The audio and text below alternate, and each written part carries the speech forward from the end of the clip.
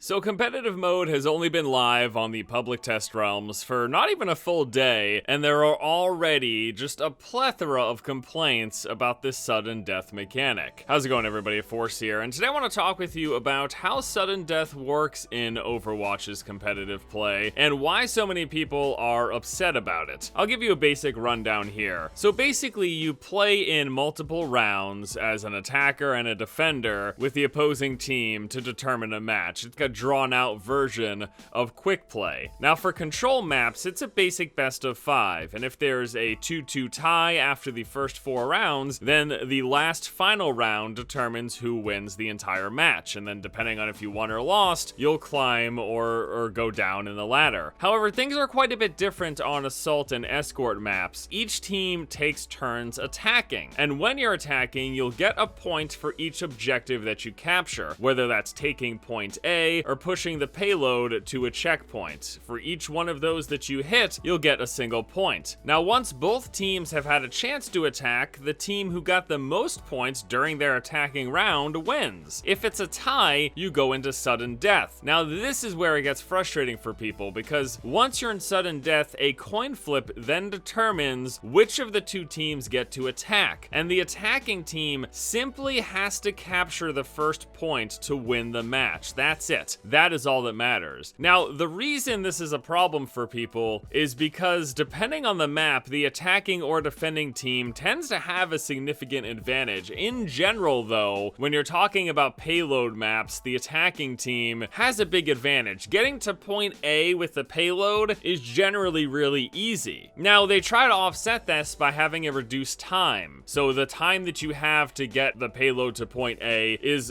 very small compared to that of a normal match. And that's how they try to help offset the fact that there is that pusher's advantage, if you will. But at the same time, it does appear to be the case that the attacking team is going to win most of those payload pushes in that sudden death round. So then what it becomes is a coin flip decides the outcome of the match. There's a lot we can talk about behind this, but I want to go into some alternative options for you guys. So the first one is to simply have sudden death done on a control map. That way, neither side has an advantage. Thing is, this is how it was done in the beta, and Blizzard saw a lot of complaints, especially from professional teams, basically saying that certain team compositions have a better chance to win, or certain teams with players are better at King of the Hill.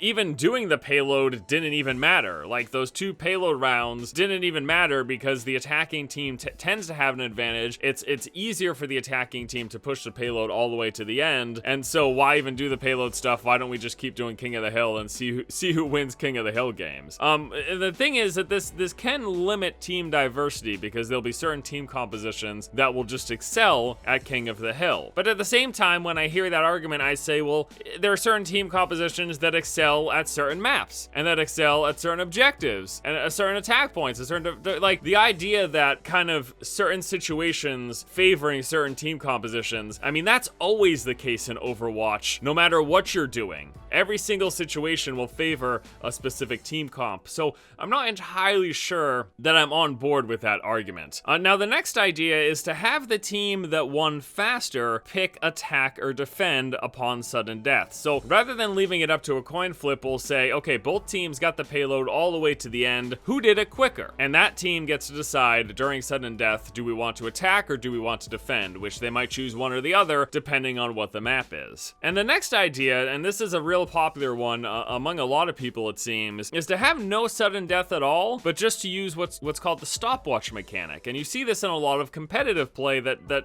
Overwatch has already had. Basically, how this works is that if both teams reach the same objective point and tie, the team that got there the fastest should win. So say both teams push the payload all the way to the end, who did it quicker? Whoever did it quicker wins. Now, it seems like Blizzard isn't a fan of this either, though, as they're afraid it'll limit team diversity, namely that people will be picking comps that are built just to rush the payload as their means of winning. I am kind of agreeing with Blizzard that this might not be the best thing, because the goal is to try to get the payload to the end within your allotted time. You know, you can have a team comp that is just about kind of getting a slow advantage over time. And while you could argue that the team that did it faster did it better, you could also argue that the team that did it faster just did it differently. Now, the second argument against Stopwatch as well is that it's kind of anticlimactic anticlimactic. You know, Team A attacks first, they push the payload in 2 minutes. Now it's Team B's chance to attack.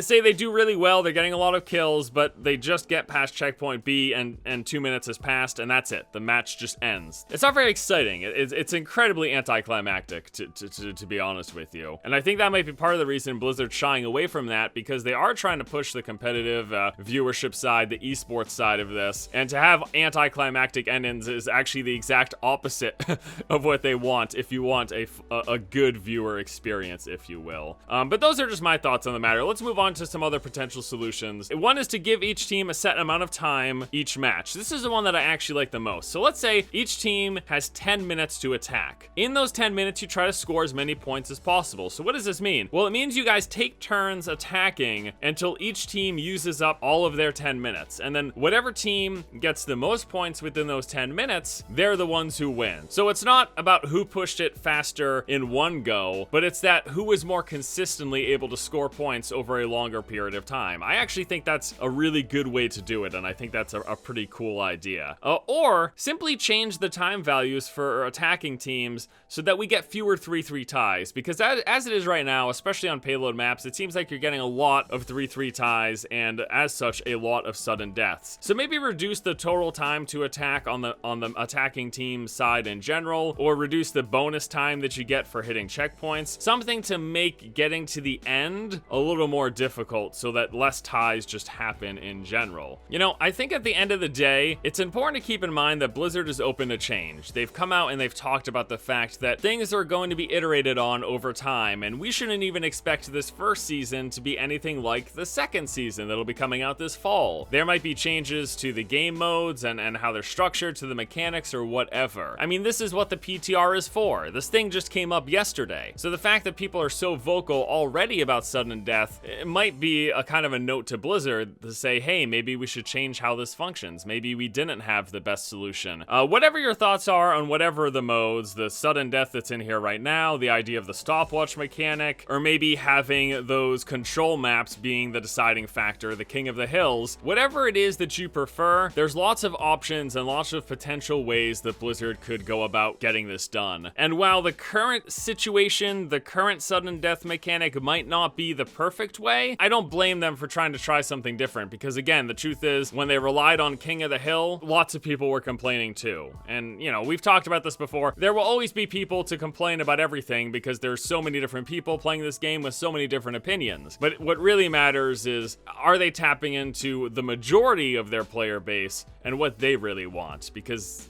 that's all you can do, is try to please most people, because you can't please everybody. All right, guys, that is going to do it for me here today. Please let me know what you think in the comment section below about sudden death, maybe about some of the ideas that we talked about here. I want to know your guys' thoughts on this mechanic and maybe what Blizzard could do to make it better. Thanks y'all so much for watching. Hope you have a fantastic afternoon, and until next time, I'll see you later.